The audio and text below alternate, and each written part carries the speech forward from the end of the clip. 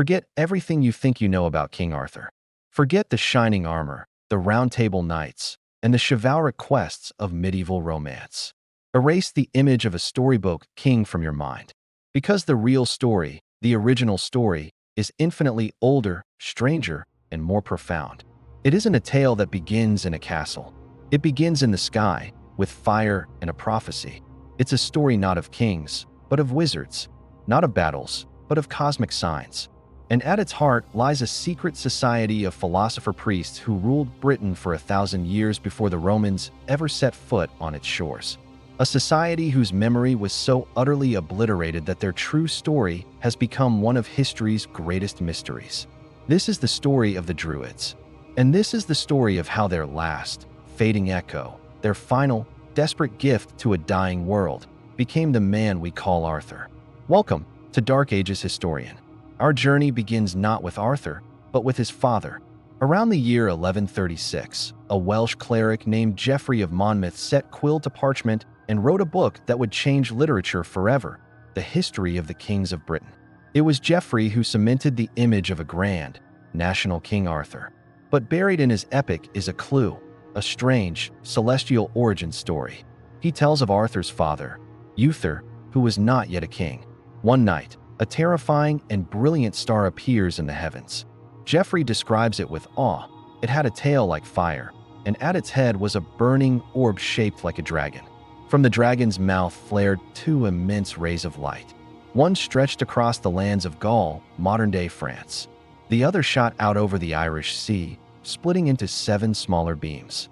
Uther, terrified, summons his advisor, a figure whose name now echoes through eternity, Merlin. The wizard looks to the heavens and interprets the omen. The star and the fiery dragon, Merlin proclaims, represent you, Uther. The ray over Gaul signifies you will have a powerful son, a son whose empire will encompass all the lands touched by that light. The other ray foretells a daughter, whose own children will be kings of Britain. Inspired by this cosmic prophecy, Uther takes the name Pendragon. Pendragon. In Welsh, it means chief dragon or head dragon, a title of immense power. A fantastic story, a myth, or is it? This is where history begins to whisper. The great historian Edward Gibbon, in his masterpiece The Decline and Fall of the Roman Empire, notes a peculiar event. In the 5th year of the reign of the Eastern Roman Emperor Justinian, around 539 AD, a brilliant comet blazed across the sky. Procopius, a Byzantine historian writing at the time, described it with fear and wonder. Just a few years later, in 542 AD, the world was plunged into darkness by the Justinian plague, a pandemic that wiped out as much as a quarter of the entire population of the Eastern Mediterranean. Geoffrey of Monmouth's dragon star, once dismissed as pure fantasy, suddenly aligns with a documented, terrifying, real-world event. A comet so bright it seared itself into the memory of civilizations. It's our first clue that the Arthurian legend isn't just a story. It's a memory, a distorted, mythologized memory of real events and real people from the chaotic twilight of Roman Britain. And if Uther's prophecy was inspired by a real comet, then who was the son it foretold? Who was the real Arthur? To find him, we have to dig deeper, long before Geoffrey's time, into the shadowy soil of the Dark Ages. Long before Geoffrey of Monmouth crowned him, Arthur existed as a ghost in Welsh history, a name whispered in poems and chronicles. Around the year 830 AD, a Welsh monk, often identified as Nennius, compiled a work called the Historia Britanum, the history of the Britons. It is here we find the first definitive mention of Arthur. But he is not a king. He is a dux bellorum, a duke of battles, a warlord.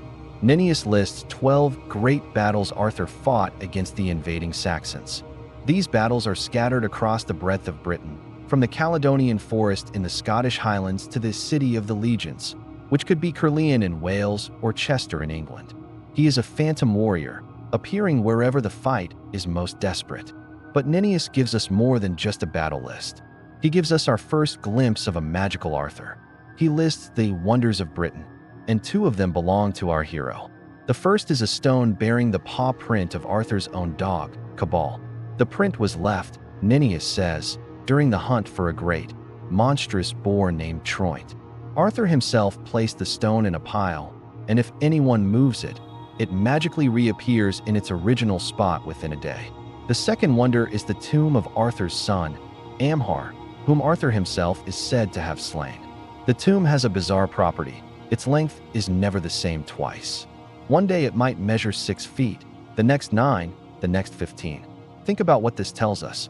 The earliest Arthur is not a ruler sitting on a throne. He is a relentless warrior, a hunter of mythological beasts, and a figure intrinsically linked to the strange, magical properties of the land itself. This image is reinforced in the earliest fragments of Welsh poetry. A poem mourning a warrior from the 7th century praises him by saying he had the great-hearted nature of Arthur. The epic poem Wygodaden, which describes a heroic but doomed cavalry charge, mentions a warrior who fed the black ravens with his enemies' corpses, but then adds the ultimate qualifier: he was not Arthur. The message is clear. Even among the greatest heroes, Arthur was the benchmark. He was the one-of-a-kind champion. But this warrior hero is only one half of the picture. To find the other, we must journey with him into the abyss. In a mysterious, ancient poem called Priedu and, or the Spoils of, and, we see a very different kind of adventure. And is the Welsh otherworld, a realm of gods, spirits, and unimaginable treasures, but also of immense peril. The poem, attributed to the legendary bard Taliesin, describes a calamitous expedition led by Arthur himself. Their goal, to raid the otherworld and steal its most prized possession, a magical cauldron. This isn't a cauldron for cooking stew. It is a vessel of power. It will not boil the food of a coward, and it is said to be warmed by the breath of 9 mystical maidens. It possesses the power of inspiration and perhaps even rebirth. The mission is a catastrophe. The poem's haunting refrain tells the tale. 3 shiploads of Prydwen we went with Arthur. Except for 7, none returned. 3 ships went. Only 7 men came back. Arthur leads his men into the very heart of the supernatural, and nearly all of them are lost. This is not the sanitized King Arthur of later legend. This is a chieftain trafficking with primal forces, a raider of the underworld who risks everything for a sliver of divine power. This vision of Arthur, a king whose court is filled with demigods, wizards, and warriors who battle witches and giants, is laid bare in the longest and perhaps oldest complete Arthurian tale, Culhwch and Olwen. Written before Geoffrey of Monmouth, it is a raw, untamed piece of mythology. The story follows a young hero, Culhwch, who is cursed to marry no one but Olwen, the daughter of a terrifying giant. Culhwch seeks the aid of his cousin, King Arthur, and the court he finds is not one of polished knights, but of superpowered heroes. There's Kai, who can hold his breath underwater for 9 days and whose body gives off a supernatural heat. There's Bedwyr, who has 1 hand, but is the swiftest warrior alive. Arthur's court is a gathering of the last remnants of Britain's mythological age. To win Olwen, Culhwch must complete a list of impossible tasks set by her giant father. The central quest is the hunting of a monstrous, enchanted boar, the TWRCH, who was once a king, but was transformed for his sins. To hunt it, they need a special dog. To handle the dog, they need a special man, Mabon, son of Modron, who has been missing since he was 3 days old. Arthur's warriors must journey to find him, interrogating the oldest animals in the world: a blackbird, a stag, an owl, an eagle, and finally, a salmon, the most ancient of all, who knows Mabon is held prisoner in Gloucester. Arthur himself leads the assault to free him. He sails to Ireland on his ship, Prydwen, to steal another magic cauldron, this one belonging to an Irish giant. He gathers warriors from across Britain and France for the epic, continent-spanning hunt for the Great Boar. This is the primordial Arthur, a figure who stands with 1 foot in the world of men and the other planted firmly in the world of myth. He is a giant slayer, a witch fighter, a leader of demigods, a rescuer of lost divine prisoners. But this raises a profound question.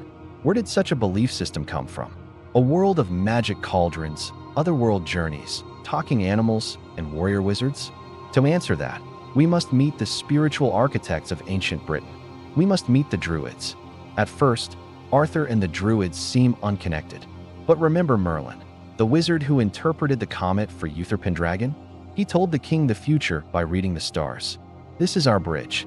because everything we know about the Druids tells us they were masters of exactly this kind of knowledge. Almost everything we know about them comes from their enemies, the Romans, who both feared and respected them. And the most detailed account comes from the man who would eventually try to destroy them, Julius Caesar. During his campaigns in Gaul in the 50s BC, Caesar encountered the Druids and was astonished by their power. He wrote that all of Gallic society was divided into two respected classes, the knights and the Druids. The Druids, he said, were in charge of everything. They presided over public and private sacrifices. They were the judges who settled all disputes, from murders to land boundaries. Their word was law. To disobey a Druid's ruling was to face the ultimate punishment, to be banned from the sacrifices. This, Caesar noted, was a fate worse than death. The excommunicated person was considered cursed and outcast. No one would speak to them for fear of catching their bad luck. They were the teachers of the Celtic world. Young men flocked to them for an education that could take up to 20 years to complete. And what did they learn? They were required to memorize thousands of verses of sacred poetry, because the Druids believed their sacred knowledge should never be committed to writing. Writing, they thought, weakened the memory. And what was at the core of their teachings? Caesar tells us their central doctrine was the immortality of the soul. They believed that souls do not die, but after death, pass from one body to another. This belief, he observed, made Gallic warriors fearless in battle, as death was merely a transition. But they were more than priests and teachers. They were scientists. They taught their students about the stars and their movements, the size of the earth and the universe, the nature of things, and the power of the immortal gods. They were the philosophers, theologians, judges, and astronomers of their entire civilization. Caesar adds another fascinating detail.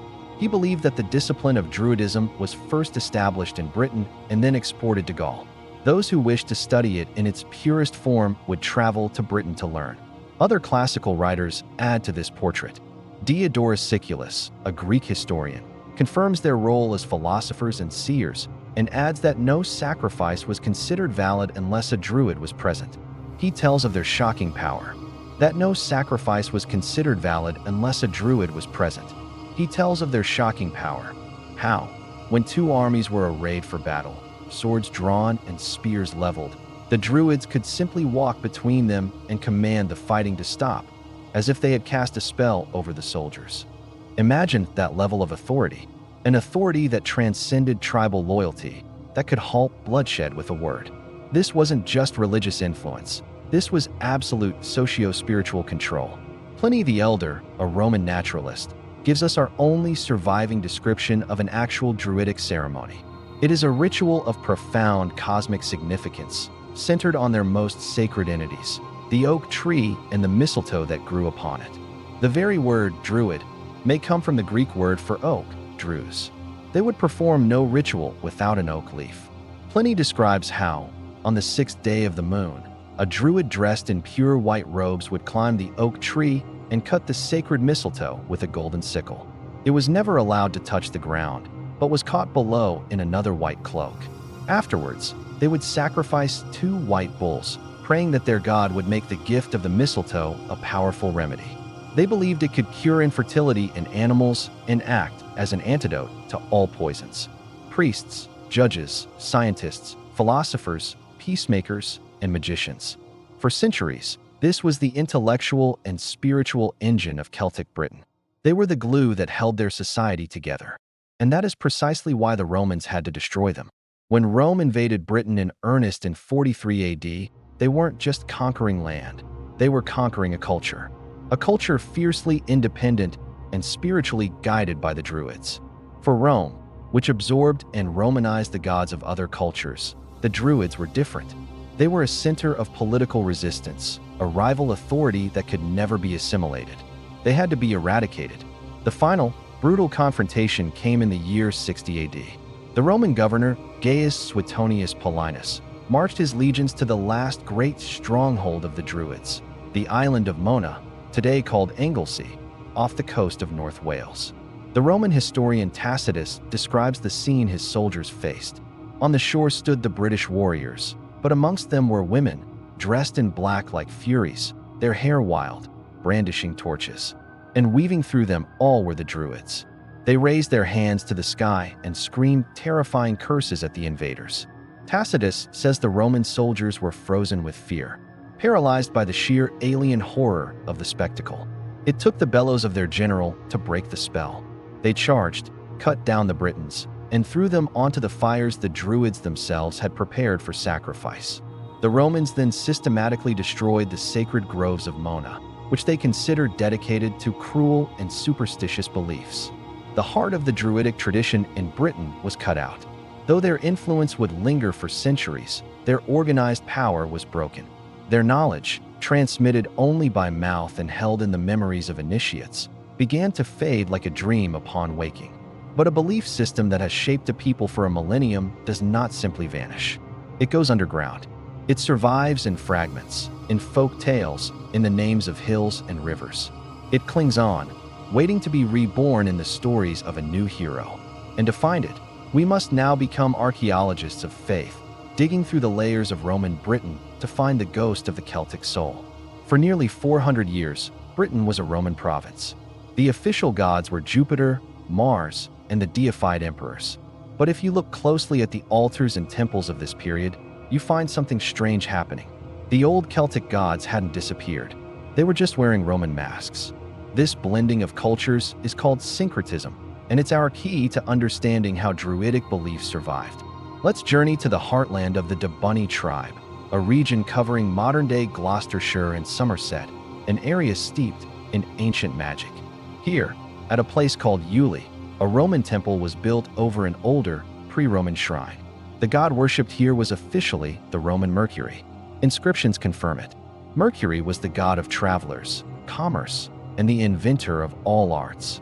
But the sheer number of altars to him in Britain and Gaul, far more than in other parts of the empire, suggests he was standing in for a much more important native deity, the great Celtic god, Lugus of the many skills. The local people kept worshipping their god, but they gave him a Roman name to be safe, and their reverence was profound. When the temple at Ely was eventually destroyed centuries later, someone carefully saved the stone head from Mercury's statue, burying it for protection. It remained hidden for over 100 years, a testament to a faith that refused to die. This Romanized Lugus wasn't always alone.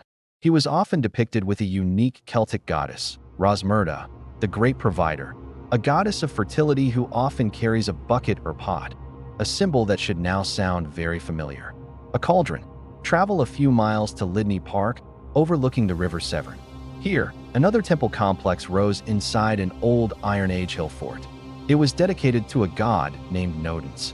Inscriptions call him Mars Nodens, giving him a Roman military gloss. But Nodens is purely Celtic. He is the divine ancestor of two major figures from Welsh mythology, Nud and his son, Lud Silverhand. The god worshipped in this Roman temple in the 4th century AD is the same figure who appears in the court of King Arthur in the tale of Culhwch and Olwen. The temple at Lydney seems to have been a place of healing. Archaeologists found votive offerings, including a bronze arm and even a physician's stamp for making eye medicine. They also found numerous statues of dogs, which in the Celtic world were associated with healing, hunting, and the underworld. This brings us to our most mysterious god. At Nettleton Shrub, not far from Bath, an octagonal temple was dedicated to Apollo Cunomaglis. Apollo is Roman, but Cunomaglis is Celtic. It means master of the hounds, the Hound Lord, a god of hunting and healing, and a guide to the other world. Mercury Lugus, the master of skills. Nodens, the divine ancestor. Cunomaglis, the Hound Lord of the underworld. These are not Roman gods. They are the old gods of the Celts, surviving under a veneer of Roman respectability. Their domains, magic, fertility, kingship, healing, and the journey of the soul after death, are the very themes that lie at the heart of the Druidic tradition. And they are the themes that saturate the legends of King Arthur. Perhaps the most potent symbol linking these worlds is the cauldron. We saw it in Arthur's raid on Anne. We saw it as Rosmerta's bucket. This vessel of rebirth and inspiration is everywhere, and it is the central image on one of the most magnificent and enigmatic artifacts ever discovered, the Gundestrup cauldron. Found in a peat bog in Denmark, but believed to be of Celtic craftsmanship, this huge, ornate silver cauldron is a textbook of lost mythology. One panel shows a line of warriors being dipped headfirst into a cauldron by a giant figure and emerging on the other side as mounted cavalry. This is the Cauldron of Rebirth, straight from the tale of Branwen. Another panel shows its most famous image, a horned god, sitting cross-legged, surrounded by animals. He holds a torque, a symbol of nobility, and a horned serpent, a symbol of chthonic power. He is Cernunnos, the Horned One, the Lord of the Wild Things. A third shows a thunder god with a wheel, Tyrannes, to whom, it was said, victims were sacrificed in burning wicker cages. This artifact, from the 1st century BC, proves that the themes we see in later Welsh stories, the warrior gods, the horned deities, the magical cauldrons of rebirth, were central to Celtic religion across Europe long before the legends were ever written down. This was the world the Druids presided over. This was the world that, against all odds, survived the Roman storm. So, if the old religion survived, where is its Bible? Where are its sacred texts? The Druids, as Caesar told us, wrote nothing down. Their library was memory. When the last Druid died, the library burned. Or did it?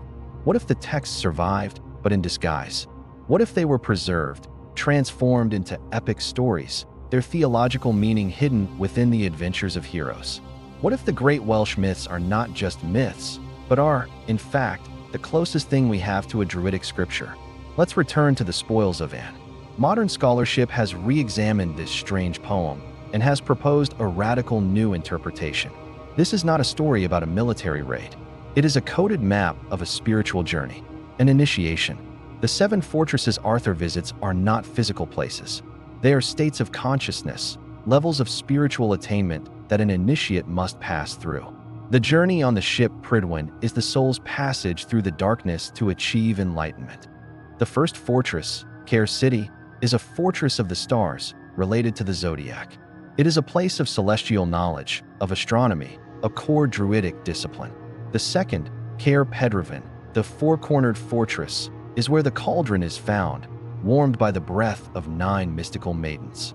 These 9 women appear again and again in Celtic lore, as priestesses on the magical Isle of Senna who could control the winds, and later, as the 9 sisters of Avalon, ruled by Morgan Le Fay, who would heal the wounded Arthur. The number 4 itself is sacred, representing the order of the cosmos. The cauldron itself represents awe, divine inspiration, poetic and spiritual fury. But it will not boil the food of a coward.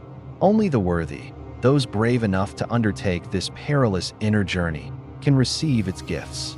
The journey continues through other symbolic states: the castle of drunkenness, a state of ecstatic trance; the castle of hardness, a period of trial and suffering; and the glass castle, a place where the initiate is isolated, unable to communicate, like a soul between worlds. The poem ends in tragedy. The quest seems to fail. The poet laments the small men of his age, likely a reference to the new Christian monks, who no longer understand this ancient path. The old wisdom is lost. The way to the cauldron is forgotten. This poem is not just a story. It is a Druidic hymn, a lament for a lost tradition. And Arthur is not its hero. He is its psychopomp, its spiritual guide, the only one who knows the way through the underworld. This key unlocks the entire library of Welsh myth. The 4 branches of the Mabinogi, a collection of tales compiled in the Middle Ages, can be read as a fragmented mythology of this lost world. The stories revolve around 3 distinct families of gods, representing the core elements of the Celtic worldview. First are the children of Ellyr, the children of the sea. They are led by the giant King Bran and his sister Branwen. Their story is one of war with Ireland, betrayal, and the tragic use of the Cauldron of Rebirth. Scholars have suggested they represent the memory of an ancestral migration from across the sea, perhaps the Belgic tribes who settled in Britain. They are a people of conquest, diplomacy, and tragedy. Second are the children of Dawn, who can be seen as the children of the earth and sky. Dawn is the great mother goddess, akin to the Irish Danu. Her children are masters of magic and deception. Her brother, Math, is a king and a powerful wizard who must rest his feet in the lap of a virgin to live. Her son, Gwydion, is the ultimate trickster mage. He can conjure armies from mushrooms and create the most beautiful woman in the world, Blodud, from flowers. And it is from this family that the great hero Leu La Gifs is born, a figure directly parallel to the continental god Lugus. Their stories are complex creation myths, dealing with the very fabric of magic, illusion, and fate. But there is a third, more mysterious group. They are there at the beginning. They are the Mound People. Their king is Pul, who rules the mortal realm but also becomes, for a time, the head of and the other world. His wife is the majestic Rhiannon, who first appears as a mystical rider on a magical white horse, a clear echo of the Celtic horse goddess, Epona. Their son is Pryderi. They are the original inhabitants, the primal spirits of the land itself. Their power comes from the Gorseth, the sacred mounds, the doorways to the other world. And if these Mound People are the spiritual soul of the land, is there any trace of them in the real world, in the soil of Britain itself? To answer that, we must leave the world of myth and enter the world of the megaliths. Long before the Celts, long before the Romans, there was another civilization in Britain, a civilization of architects, astronomers, and engineers. They left no written words, but their monuments speak with a deafening silence across the millennia. This was the empire of the ancestors. This was the world of the Mound People. For 1,000 years, from roughly 3,600 to 2,500 BC, the Neolithic peoples of Britain embarked on an architectural project of breathtaking scale and ambition.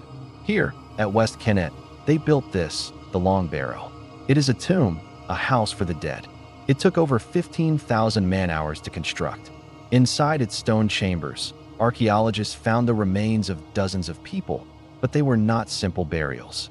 The bones had been curated, sorted, and rearranged over centuries. Skulls were gathered in one place, long bones in another. It was a place for communal ritual, where the living communed with the collective power of their ancestors. Nearby, rising impossibly from the chalk plain, is Silbury Hill, the largest man-made prehistoric mound in Europe. It is the same height as an Egyptian pyramid. It took an estimated 18 million hours of labor to build. For what purpose? We still don't know. It contains no grand tomb. Some believe it was an effigy of the great mother goddess, her pregnant belly rising from the earth. Others, that its spiral path was used for ceremonial processions, a pilgrimage to the heavens. Legend calls it the tomb of King Sil, a forgotten monarch from a forgotten age. And then there is this, the most famous prehistoric monument on Earth, Stonehenge. We think of it as a single structure, but Stonehenge was a project that spanned 1,500 years. It began around 3,100 BC, not with stones, but as a vast circular ditch and bank, a sacred enclosure. Its first function was as a cemetery for an elite, possibly a single royal dynasty that held power here for centuries. Then, around 2,600 BC, the great stones arrived. First, the smaller blue stones, quarried and dragged over 150 miles from the Preseli Hills in Wales. Then, the colossal sarcens, weighing up to 40 tons each, hauled from the Marlborough Downs 20 miles away. They were shaped with stone tools to have tongue and groove joints, like cosmic woodwork. The entire structure is an astronomical masterpiece, perfectly aligned to the movements of the sun at the winter and summer solstices. This was not the work of savages. This was the work of a sophisticated, organized, and deeply religious society.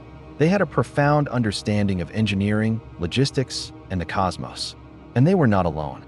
Around 2300 BC, at the height of Stonehenge's power, a man was buried just a few miles away. We call him the Amesbury Archer.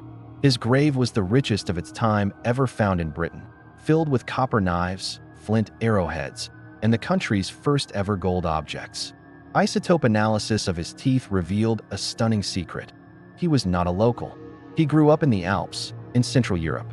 He was an immigrant, a powerful chieftain who brought new technology and new ideas to the people of Stonehenge. He was part of a wave of people spreading across Europe, known to us as the Beaker people for their distinctive pottery. They were the ones who sealed the ancestral tomb at West Kennet. They were the ones who rearranged the stones at Stonehenge. They were a new power, merging with and eventually dominating the old. For centuries, this landscape was the sacred capital of Britain, a place of pilgrimage, ritual, and burial.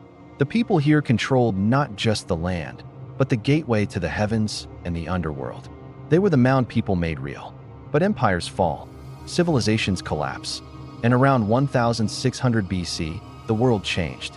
Tree rings from ancient Irish oaks tell a story of a global catastrophe. In the year 1628 BC, the volcano on the Greek island of Santorini erupted with a force 4 times greater than Krakatoa. It plunged the northern hemisphere into a volcanic winter that lasted for years. Crops failed. Famine spread. The great monument-building age was over. The people of Stonehenge, who worshipped the sun, now saw it blotted out from the sky. Their gods had abandoned them. Social order shattered. The era of communal faith gave way to a new age, an age of the individual, of the warrior, of the landowner. Across southern Britain, vast field systems were laid out, divided by ditches and banks. Land became property, and on every prominent hilltop, a new type of structure began to appear. The hill fort. These were the citadels of the new warlords. Places like Danbury and Maiden Castle. They were centers of power, storage, and defense. And it was these warlords, the descendants of the Mound people and the Beaker chiefs, who would become the tribes the Romans called the Celts. The Druids, the Atrebates, and in their heartland of Gloucestershire, the Debunny. This entire epic history of mound builders, of sun worshippers, of Bronze Age kings and Iron Age warlords.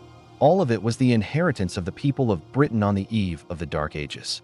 And now, we can finally return to our hero. Let us assemble the pieces. We have a lost world, the deeply spiritual, astronomically aware civilization of prehistoric Britain, whose leaders we can call, for simplicity, the Druids. Their religion was centered on ancestor worship, the cycle of the seasons, the power of the land, and the journey of the soul to another world. We have their sacred texts, not books, but myths. Epic stories like the Spoils of and the Mabinogi, which preserve the core tenets of their faith, the magic cauldron, the otherworld journey, the trickster gods, and the divine kings. We have their suppression, the brutal Roman conquest that shattered their organized religion, forcing it into hiding, where it survived for centuries as folk memory and whispered tales. And then, into the chaos that followed Rome's collapse, steps a man, a Briton, a warlord, a Dux Bellorum. He fights the Saxon invaders. He is a beacon of hope in a darkening world. His name is Arthur. He may have been a real person, a 6th century commander who won a great victory at the Battle of Badon. But he became so much more. In the desperate minds of the last Romano-Britons, he became a vessel for everything they were losing. He became the heir to that entire, half-forgotten mythological world. The stories told about him were not new. They were the old stories, repurposed for a new hero. Was Arthur a raider of the otherworld? No, but the Druids had taught that the soul must journey through darkness to find wisdom. So Arthur became the guide. Did Arthur's court contain demigods?